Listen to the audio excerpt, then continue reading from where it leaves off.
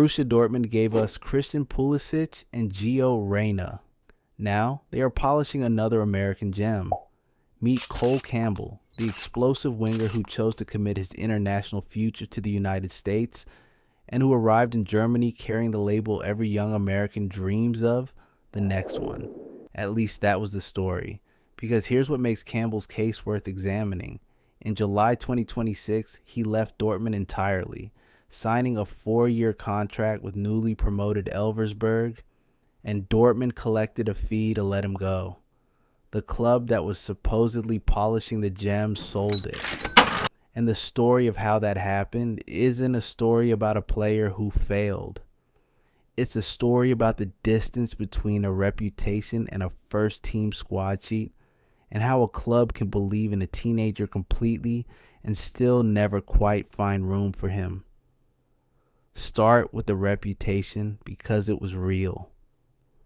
Campbell was born in Houston in February 2006, the son of Rocco Carvelson, an American-born forward who played for Iceland's women's national team and college soccer at North Carolina. His father drove him more than an hour each way so he could train with Atlanta United's academy. By 15, he left for Iceland, making 6 senior appearances for Hafnarfjordur and ranking as one of the top flight's youngest ever players. Dortmund signed him in the summer of 2022, and at youth level, the numbers back the hype. 18 goals and 19 assists across his first 52 games at under 17 and under 19 level. Dortmund sporting director Sebastian Kehl, when Campbell signed his first professional contract, called him a player they saw enormous potential in. Scouts compared his profile: quick, 2-footed in effect, dangerous cutting inside off either flank, to Leroy Sané. That's the conventional wisdom. A gifted winger inside the most productive American pipeline in world football.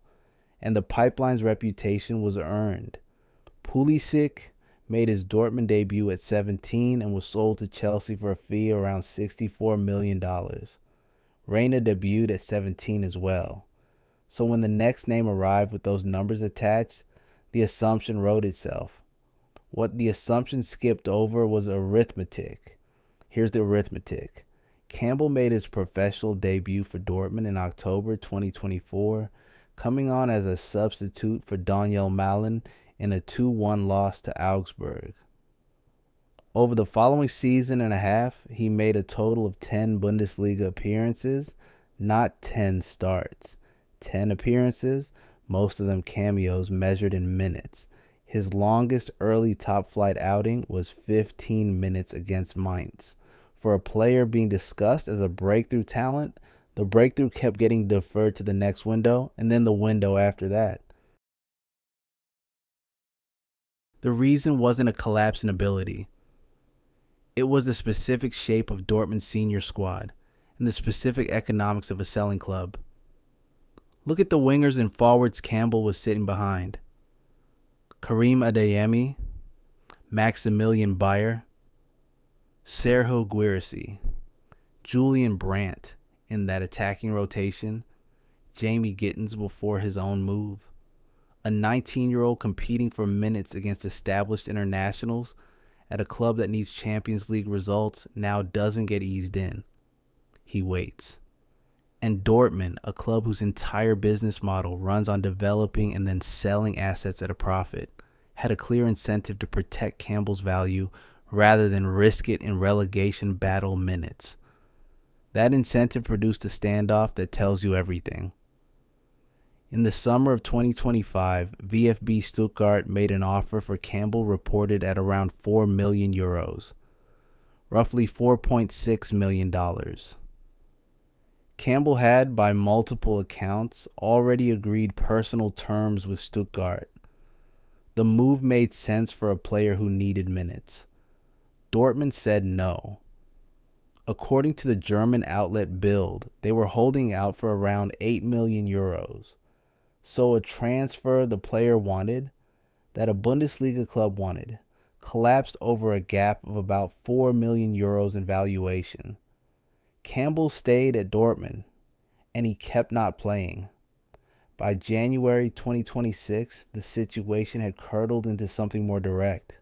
Sky Sport Deutschland's Florian Plettenberg reported that Campbell had formally submitted a transfer request to Dortmund's management, citing a lack of a pathway to the first team under Niko Kovac.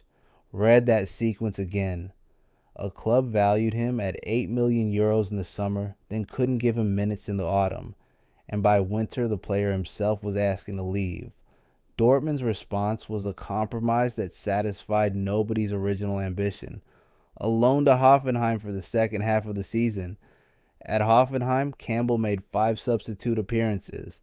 The valuable playing time everyone kept citing as the goal remained mostly theoretical. And this is the part we're sitting with because it applies to more than one American teenager at one German club. If you've ever watched a young player get labeled the next anything and assumed the label was a prediction, this is the correction. The label was never a forecast. It was a snapshot of potential at a single moment, and potential doesn't negotiate transfer fees or pick lineups. The gap between the next Pulisic and a regular Bundesliga starter isn't talent.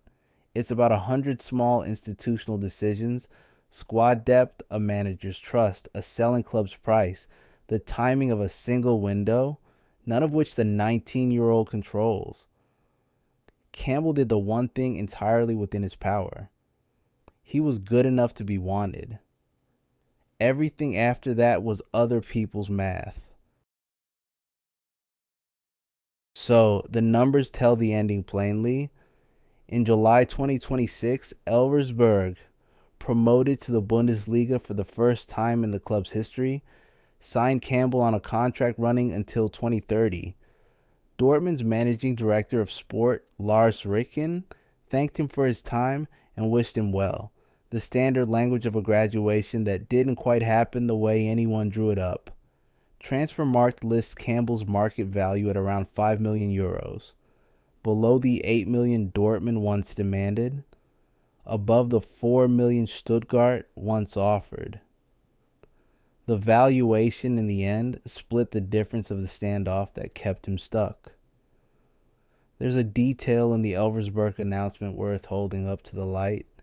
Sporting director Christian Weber praised Campbell's exceptional pace and one-on-one ability, nearly the same qualities Hoffenheim's Andreas Schicker had cited months earlier, nearly the same qualities Dortmund saw when they signed a 15-year-old out of Iceland. The talent was never in dispute. 3 different clubs described it in almost identical terms across 3 years. What changed was never the assessment of what Campbell could do. What changed was which building would give him the pitch to do it on. So Dortmund gave us Pulisic. They gave us Reyna. And for a while, it really did look like they were polishing another American gem in Cole Campbell. They were right about the gem. Campbell really was, on the evidence of his feet, one of the most promising American wingers of his age group. They were only wrong about who would get to display it. Campbell is 20 now, with a 4-year deal, at a club getting its first ever taste of the Bundesliga, and a real chance at the minutes he spent 2 years waiting for somewhere else. The next chapter is genuinely open.